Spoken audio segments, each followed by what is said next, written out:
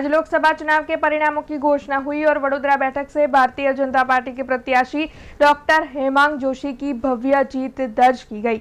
तब आपको बता दें कि इस जीत का जश्न मनाते हुए भाजपा के प्रत्याशी डॉक्टर हेमांग जोशी कालाघोड़ा स्थित पंचमुखी हनुमान जी मंदिर पर पहुंचे और वहां पर उनके साथ गुजरात विधानसभा के मुख्य दंडक बालकृष्ण शुक्ल, डिप्टी मेयर चिराग बारोट, जिगर इनामदार और अन्य काउंसिलर्स मौजूद रहे थे। आपको बता दें कि उपस्थित सभी की ओर से सबसे पहले तो भगवान के आशीर्वाद लिए गए थे। खासकर डॉक्टर हेमांग जोशी की ओर से अपनी इस भव्य जीत के मद्देनजर भगवान के आशीर्वाद लिए गए। बाद में सभी की ओर से डॉक्टर हेमांग जोशी को जीत की शुभकामनाएं दी गई थी, जिसके बाद भाजपा प्रत्याशी डॉक्टर हेमांग जोशी ने पत्रकारों के साथ बातचीत की।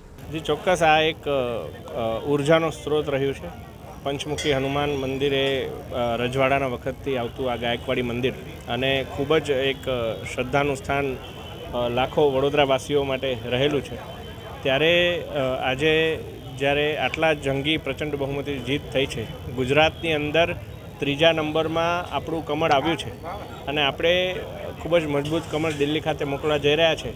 ત્યારે મારા મિત્રો સાથે આજે આરતી કરવાનું મને તક મળી છે અને ખૂબ સુંદર એક અનુભૂતિ થઈ અને ખૂબ સારો એક અનુભવ રહ્યો।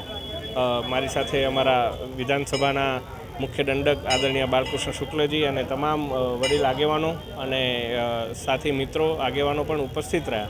अब खबरों से लगातार अपडेट रहना हुआ आसान। BRG न्यूज आपके मोबाइल स्क्रीन पर।